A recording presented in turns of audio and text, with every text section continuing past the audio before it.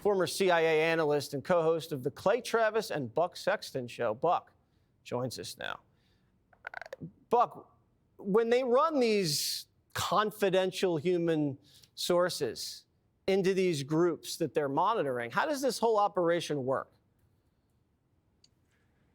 Well, one of the first questions you'd want to know is, why would you have so many that were in this group? It's not like they were infiltrating Al-Qaeda. You get the sense that there may have been an effort by the FBI directed from within to try to figure out more about patriot groups, Trump groups, right-wing groups, whatever it may be. It actually kind of reminds me of back in the day in the Obama administration years when the IRS was mysteriously giving extra scrutiny to people with like patriot or pro-American for the NGOs. This is seeming to be something similar. Why was the collection priority such that you would have had dozens of people who were working on behest, at the behest of the FBI in what was supposed to be, and by all intents was going to be, an entirely peaceful protest and exercise of First Amendment rights? I mean, the way this works, and I remember this from the NYPD intelligence years when I was there, you have guys who are going to meet with them. They're going to establish collection priorities and say, hey, what do you think you can get me? Now, of course, they're going to want that information, meaning the confidential human source, want that information to be good. Maybe they're getting a lighter sentence because of it. Maybe they're just getting money because of it. It depends on the situation. But you can also know that they're not going to tell the FBI, and they're certainly not going to tell it up to headquarters if they were, say, inciting people or engaged in conduct that they themselves, as the confidential human source, may have been causing problems with, right? So just because the FBI tries to get ahead of what's coming, which is, I think, a reckoning that is absolutely needed by putting this report out, we should take nothing that they say at face value at this stage. They raided Mar-a-Lago. I mean, they went into the soon-to-be president's home to grab a bunch of dusty boxes of files. I think that the FBI at the upper echelons knows that the institution is in for something that has not been in for perhaps in its history, and that's what Kash Patel will be bringing in others. Yeah, and Kash seems to have zeroed in on what exactly needs to be done.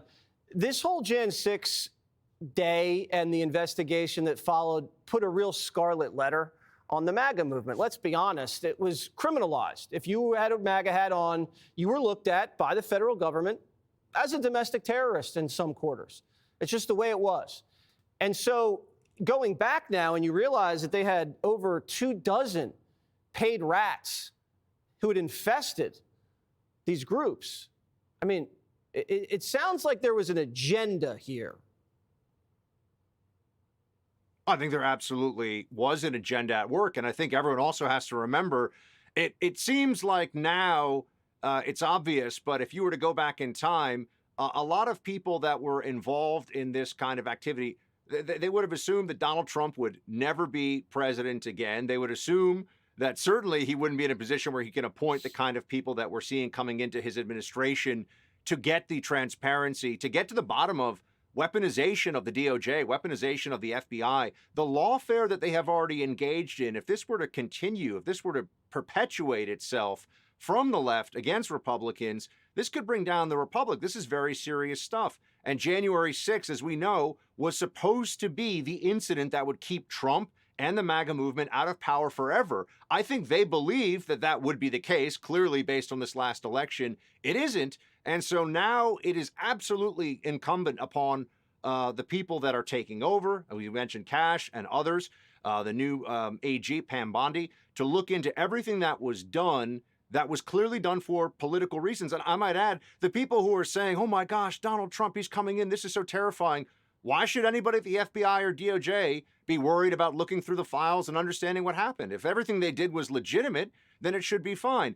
But I think when we see what was done to January 6 individuals, for example, and we've seen a lot of it up to this point, the treatment they received was so much more harsh and extreme than what any reasonable application of the law could have ever been. Just compared, I mean, you mentioned even the worst stuff, which was assaulting police officers.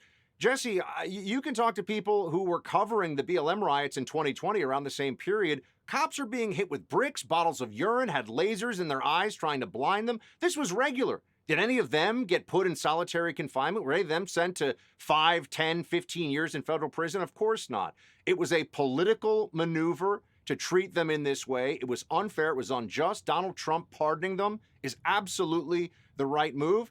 And the reckoning that will come with Cash and A.G. Bondi and others is, I think, necessary to set the country on the right path, because if the Justice Department can be used effectively as a weapon of politics to destroy not just a political candidate, but some of his most ardent supporters, then we don't actually have a republic. We don't have a democratic system of elections. So this is absolutely critical. It is cleaning up the deep state, dealing with the border, top missions for the Trump administration. It's going to be pretty funny to watch the press howl when Trump issues pardons for Jan 6. After this report just broke, and after Hunter Biden, and after they're cherry picking this report, after they got caught covering this thing up, no one's even going to listen to them. The people who have been screaming the loudest for all of the Trump years about the threat to our sacred institutions are the ones who, when you take a step back and look at it, whether it's the Justice Department, Congress, any of it, they're the ones who have actually done the most damage to these institutions and faith in government. They're the reason why a lot of people want to see what's in the files, not just at the FBI, but at the CDC under Fauci. I mean, the perverse application of these different agencies is something that is so beyond the pale. And now that we might actually get to a place where we can get not just answers, but accountability, it's not just a good thing, it's a necessary thing. And we shouldn't just tell ourselves or delude ourselves into believing that what's in the past should be left there. No, they tried to lock up this soon-to-be president. They did lock up some of his supporters, not just J6. I'm talking about senior advisors, people like Peter Navarro, people like Steve Bannon.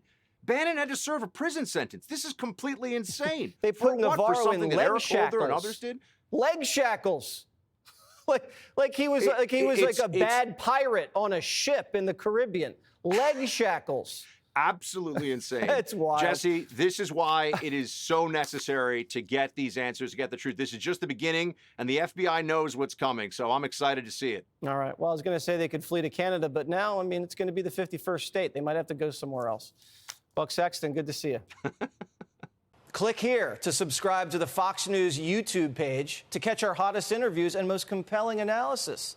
You won't get it anywhere else.